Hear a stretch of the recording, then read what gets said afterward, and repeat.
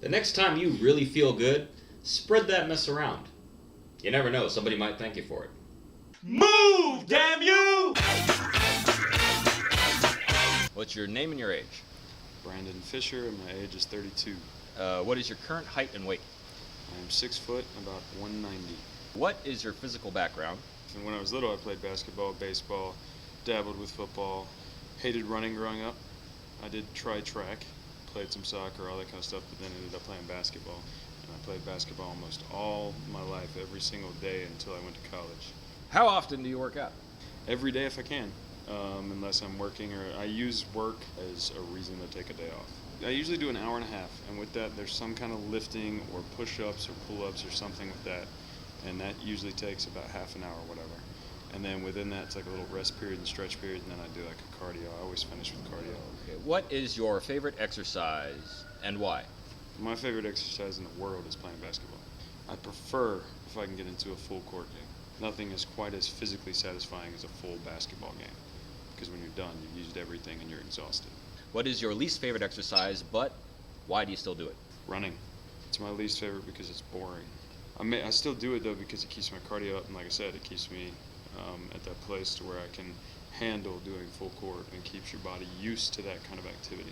What is the physical feat you're most proud of? When my wife first got pregnant, I put on sympathy weight like most husbands do, because I went from being 185, always active, to working at a fine dining restaurant and being like, I got a kid on the way. And I managed like 3 different bars at a hotel. Before I knew it, I was like pushing like 240, 250.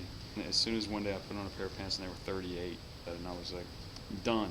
And within a year, I was back down to 32 waist. Have you ever had a serious injury or physical setback, anything recurring? Just offbeat, like throwing my back out and stuff like that. Older now. But I used to push myself really hard. Now I still push myself, but I push it to a certain limit. I work out by myself. I don't have to do it for a competition, so I always keep that in the back of my head, so I stop myself before injury. And I pay attention to my body a lot more. I listen to my body. If it's sore and I've got tightness or anything like that, then I don't say, well, screw it, I'm going to run 5 miles. That's just stupid. What is the most important part of your diet? Probably right now my wife, and she pays attention because she saw me go through the weight and lose the weight, and she does calorie counting. Like the most important part of, other than my wife doing this for me a lot, is calorie counting. You know, whatever my goals are, I find out what the best calorie intake is for that, and then factor in the workouts as well. So say, you know, you're a certain weight and you should get 2,000 calories a day to lose a pound or 2 a week, not including workouts. So if you get 2,000 calories that day, but then you work out and burn 300 calories, you got to replace that 300 calories. So you actually have 200 or 2,300 calories that day. Eating too less, eating too much is why people boomerang or hold on to weight or don't do it right. Calorie counting is the most important because that's what gets you down to the size of your meals, the amounts.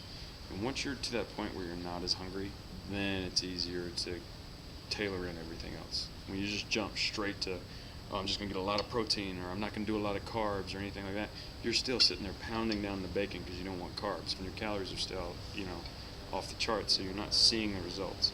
You might see a little bit of a drop because you're shifting your gears. You know, that's it. What is the biggest mistake that beginners make when they're just starting out?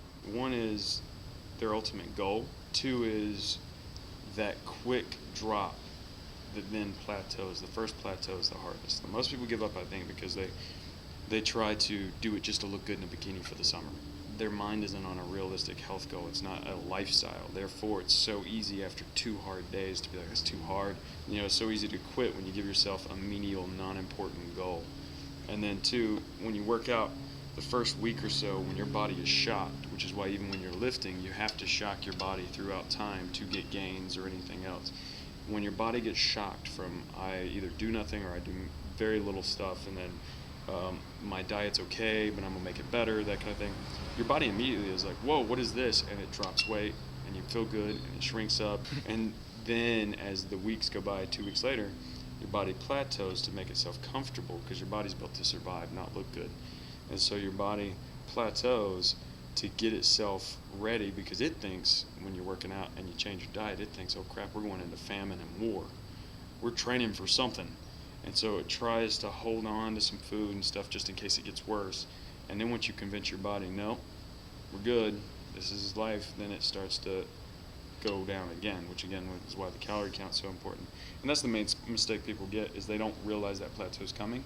So after that first week or something, they're like, I feel great. And then when that next 2 weeks goes and there's not a change, they get depressed. They're like, what happened to that drop? And it's because of the shock. What's the best advice you've ever gotten, or something you think everyone should know? This guy that I used to work out with was second place in the national qualifier for bodybuilding.